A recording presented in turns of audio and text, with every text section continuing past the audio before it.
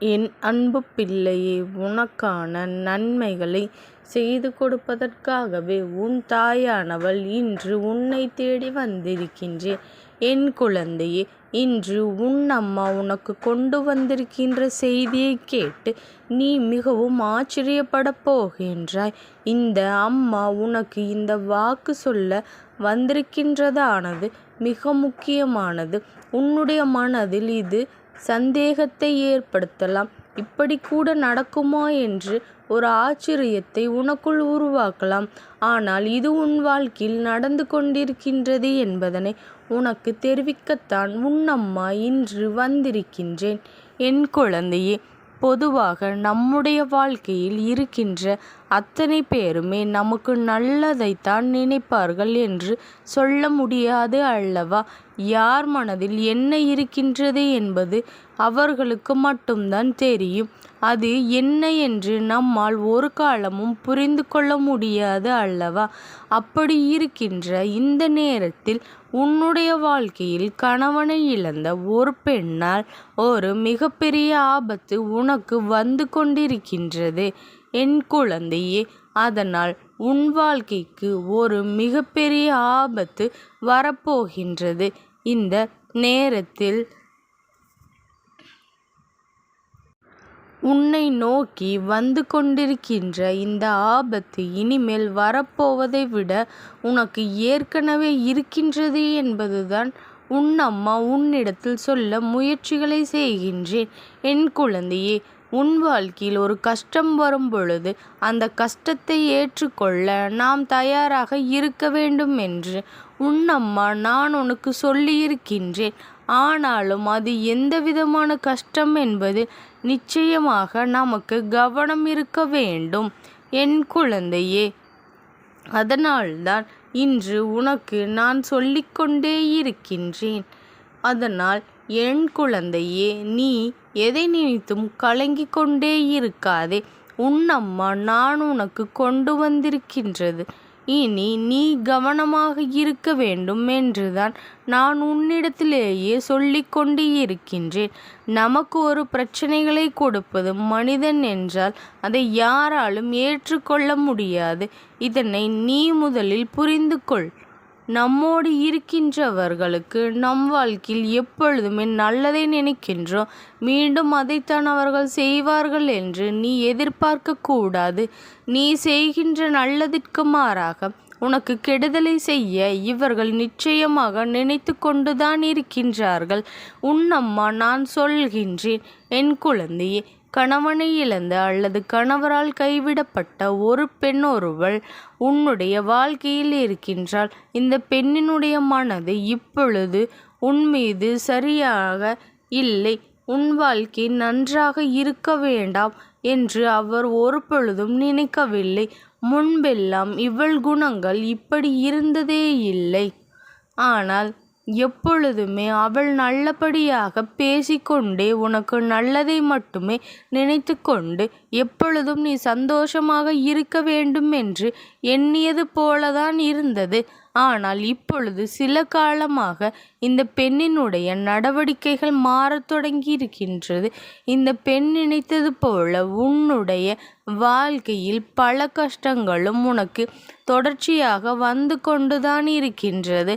உன்னை சுற்றி பல தேவையில்லாத விஷயங்களும் நடந்து கொண்டுதான் இருக்கின்றது. எல்லாவற்றிற்கும் காரணம் உனக்கு இத்தனை காலமும் வேண்டுமானாலும் புரியாமல் இருந்திருக்கலாம்.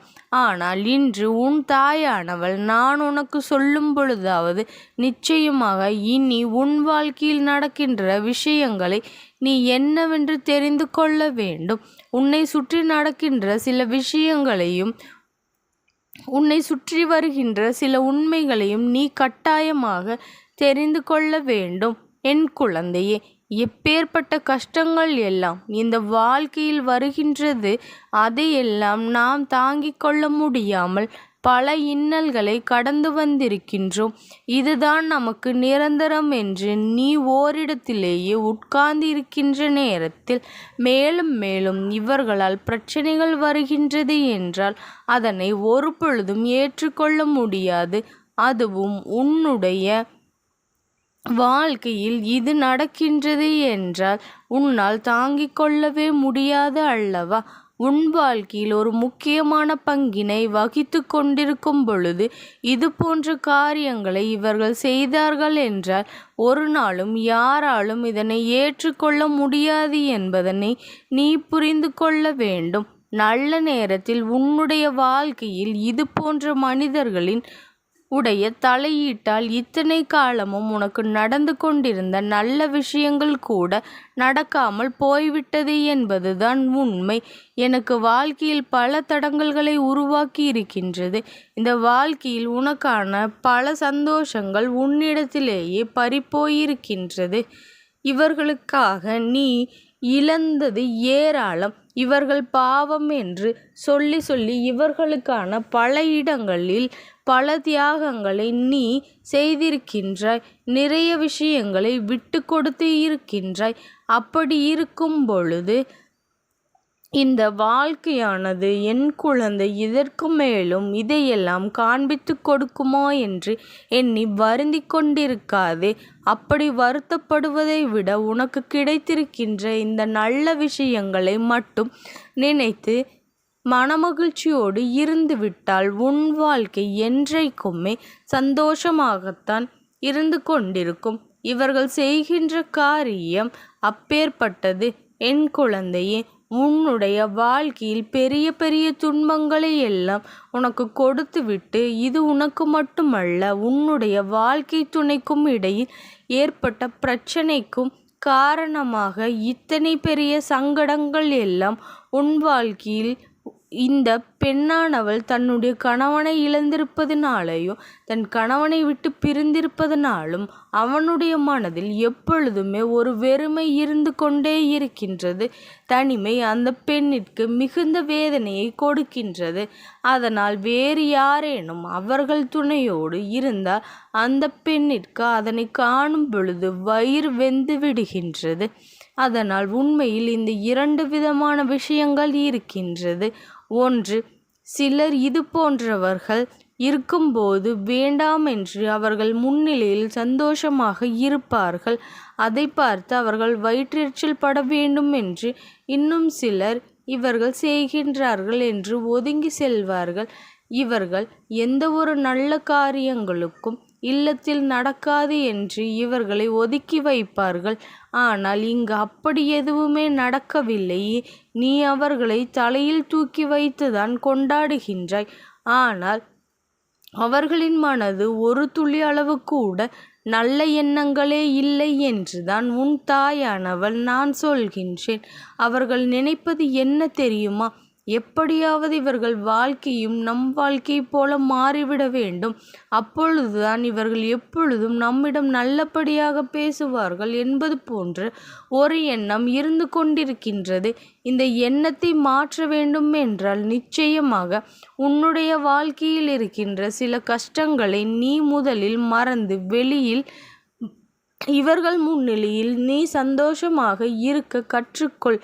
என் குழந்தையே, அடுத்தவர்கள் சந்தோஷமாக இருப்பது ஒருவருக்கு பிடிக்கவில்லை என்றார் அவர்கள் முன்னிலையில் நாம் சந்தோஷமாக வாழ்ந்து காட்ட வேண்டும் என்று உன் தாயானவள் நான் சொல்லியிருக்கின்றேன்.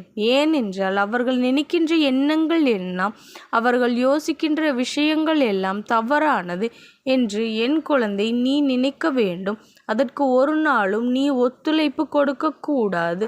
இதற்கு மாறாக அவர்களுக்கு நிச்சயமாக கஷ்டங்களையும் துன்பங்களையும் கொடுத்து விடாமல் அவர்களாகவே இருக்கட்டும் என்று விட்டுவிட்டு உன்னுடைய வாழ்க்கையின் சந்தோஷத்தை மட்டும் நீ தேடத் தொடங்கு. நல்ல எண்ணம் இருந்து கொண்டிருந்தால் அவர்களுக்கு உதவி உன்னிடத்திலிருந்து கிடைக்கும். தீய எண்ணங்கள் கொண்டு உன் வாழ்க்கையை அவர்கள் அழிக்க நினைத்தால் என்றும் அவர்கள் வாழ்க்கை கேள்விக்குறியாக மாறிவிடும் என்பதில் எந்த ஒரு மாற்று கருத்தும் இல்லை. என் குழந்தையே, இந்த விஷயத்தை இன்று உன்னிடத்தில் கொண்டு வந்து சேர்ப்பதற்கு என்ன காரணம் இருக்க முடியும் என்றுதானே நீ யோசிக்கின்றாய். என் பிள்ளையே, நிச்சயமாக இதற்கு காரணம் என்ன தெரியுமா? உன்னுடைய வாழ்க்கையில் இது நாள் வரையிலும் உனக்கு கொடுத்த விஷயங்கள், இத்தனை நாளும் உனக்கு கிடைத்த விஷயங்கள் என்று இவை எல்லாவற்றையுமே என் குழந்தை நீ சமாளித்து விட்டாய். நீ வாழத் தொடங்கி விட்டாய். இனி வருகின்ற ஒவ்வொரு நாட்களும் ஒவ்வொரு விஷயங்களும் உனக்கு நல்லபடியாக அமைய வேண்டும் என்பதற்காக உன் தாயானவள் நான் உனக்கான இந்த விஷயங்களை உன்னிடத்திலேயே கொண்டு வந்து சேர்த்திருக்கின்றேன். என் குழந்தையே, நீ எதை நினைத்தும் கலங்கிக் கொண்டிருக்காதே. இந்த தாயானவளினுடைய அன்பும் ஆசீர்வாதங்களும் உனக்கு என்றைக்கும் முழுமையாக கிடைத்து கொண்டே இருக்கும். ஓம் சக்தி போற்றி. ஓம் ஆதிபராசக்தி போற்றி போற்றி.